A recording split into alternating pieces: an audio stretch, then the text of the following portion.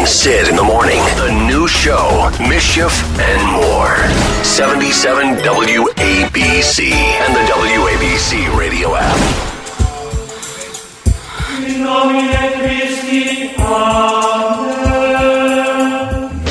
The book is out. Common Sense Catholicism, How to Resolve Our Cultural Crisis. Talking about the three key elements of a democratic society: freedom, equality, and fraternity. We're failing in all three. But the beauty about Bill Donohue, and we just spent about 20 minutes, I was eviscerating Neil Cavuto. I could never watch him again. Didn't like him before, but after what he did to you, I'm really done with him. But the beauty about you is, Bill, we can talk about Catholicism, we will. We can talk about Judaism, we will. But I got in front of me here, I took out the page from the New York Post. Luck of the draw. Top trainers expressed their satisfaction with Derby faves post positions. They announced the post positions for Saturday's Kentucky Derby. I always like a Bob Baffert horse, game winner. And Bill sits next to me and tells me the 7-horse Maximum Protection is going to win, and he tells me why.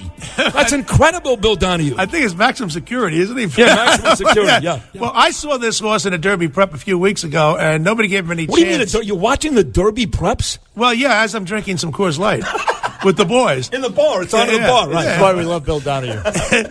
So, I'm watching this horse. Nobody gives him a chance. They said he just run against a bunch of dogs. They said he hasn't run against any class.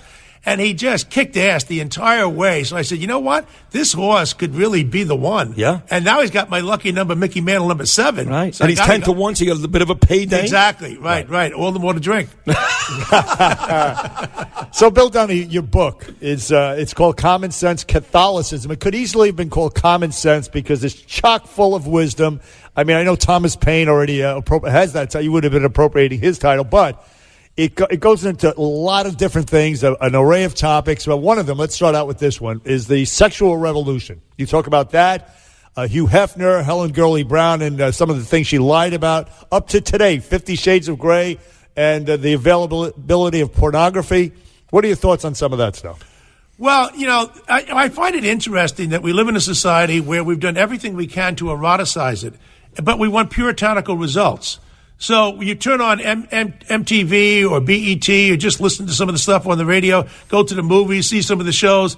It's a lot of bed hopping, a lot of eroticism, genital jokes and stuff like that. And then we're shocked.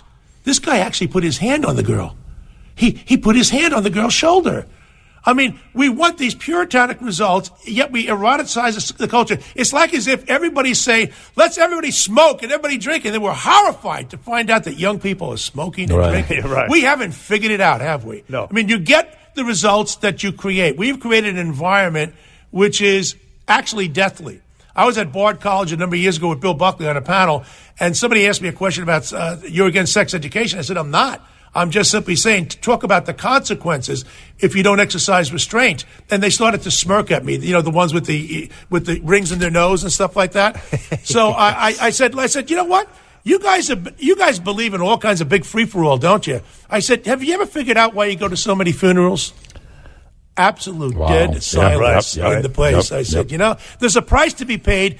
Well, I don't care whether it's money, sex, drugs, booze, smoking. When you overindulge, you pay a price. And we can't figure it out yet. No, we figured it out. In fact, I will tell you that we're not going the other way. We're going further and further away. I mean, look, I'm guilty of watching all that stuff, Netflix, all these movie channels, and there is more and more sex, more and more depravity. So we're moving away from where you want us to go. Well, I mean, listen, this country was based on the Judeo-Christian ethos, the character, the heritage, the teachings of the Bible, of Jews and Christians. And, what it basically says is exercise a little restraint, a little bit of common sense. And that was picked up by many of the great writers out of Greece as well. It is common sense. But we don't have that today. You know why? Because the intellectuals who drive the culture, who give the ideas to the public policy people in law, they don't believe there's anything such as human nature, and they don't believe, obviously, in nature's God. And you talk also about how shame and stigma can be absolutely necessary evils, if you will, to avoid some of these terrible diseases like AIDS and HPV virus. You talk about cultural schizophrenia regarding this stuff. Tell us about it. Well, the thing is, people say, well, we shouldn't stigmatize anybody. Oh, really? Talk to somebody who smokes Marlboro. Not marijuana. That's different. You can have all that. Because the corporate boys got to get their hands in on that. But when it comes to Marlboro, Oh, we want to stigmatize those people. Talk to any smokers these days. I have a guy who works for me. He smokes over here in the corner, 34th and 7th. Everybody gives him dirty looks walking by. Yeah. I mean, you can't smoke in the bar. You can't smoke in somebody's house.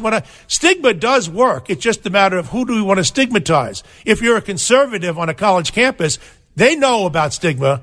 All right? If you're a woman and you're pro-life, you're a Barbie doll, you're a fool. They'll make fun of you. So the left does believe in stigma. It's just that they want to stigmatize people like us. Right. See, I feel like there's a full-out attack, though, Donohue, on religion everywhere. I just spent 2 nights ago, I stood outside the New York Times building with a bunch of the biggest Jewish leaders here in New York City, eviscerating the New York Times for that anti-Semitic cartoon. We know anti-Semitism now is maybe at an all-time high, dating back to World War II. And certainly you point out every time you're out with me and Bernard all the issues with Christianity and Catholicism. I just feel like there's an all-out war on religion everywhere. Well, there's no question about it. I've never seen anything like it, the attack on Jews, particularly in the last couple of years. Is that right? In your lifetime, you think this is the worst you've seen? The first I've ever seen of it. And I've been doing this job, fighting against anti-Catholicism for about 26 years. I've never seen a rise in anti-Semitism. And you know what? It's accepted. In this country. Well, you know where it's accepted? On the college campuses. Yes, Let's be faithful. Right, it always goes back to what my book is about. It's about the wizards, the great geniuses, okay? Yeah. And they're the ones who hate Israel. They're the ones leading the BDS movement, okay? They're the ones who want to have that boycott, divestment. They're the ones trying to crush Israel. And they try to say, well, it's not anti-Semitic. I got a bridge in Brooklyn I can want to sell you if you want to believe in that. Absolutely right, Bill. I've been saying it for a long time. He is so right. Listen, Bill Donohue is our guest. The book is called Common Sense Catholicism. Bill Donohue from the Catholic League. A brilliant book, chock full of wisdom, as I said. You also get into stuff like schools. Mayor de Blasio and his lowering standards for racial reasons, and also the benefit of Catholic schools as opposed to public schools. Well, you know, I worked in Spanish Harlem back in the 1970s with black and Puerto Rican kids, wonderful kids, and they can learn, believe me. I made them learn. They did very well under me. And I'm just telling you this, that under Bloomberg, he said, if you're a failing public school, we're going to cut some of the funds because we're not going to waste money. De Blasio comes in there, the genius that he is, the Marxist millionaire, and he decides we're going to give you more money. So he gives $839 million over 3 years to the 94 worst public schools in New York. Right. After 3 years, a total of 3 out of 94 met their standards. This guy's a real genius. A complete waste of money, total waste of money. But the benefits of Catholic schools, for example, because they demand discipline. In other words, Mayor de Blasio has a policy where you can't suspend unruly kids. So that only hurts all the other kids around him. Whereas in private schools, Catholic in particular, in your case, yeshivas too. The same thing. Yeah, exactly right, exactly. So I mean, that is common sense. Well, listen, I taught in Spanish Harlem, and if we had a kid who was a troublemaker and who deserved to be held back, we might hold him back for 1 year. Now, some people might disagree with this. I said, listen, if the kid is still acting up, and we know this guy or gal is a bright young kid, you can't hold him back again, because the effect that one person is going to have on the other students is pernicious.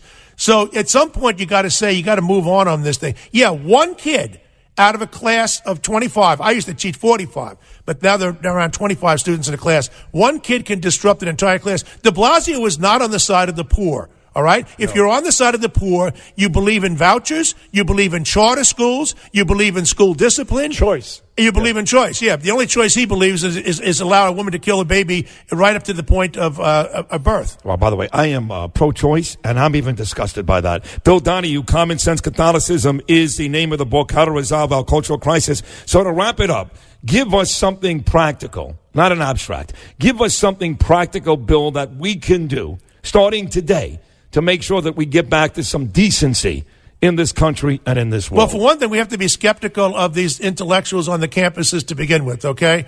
Rely more on wisdom than knowledge. I'm not against knowledge, but I rely more on the wisdom of the ages.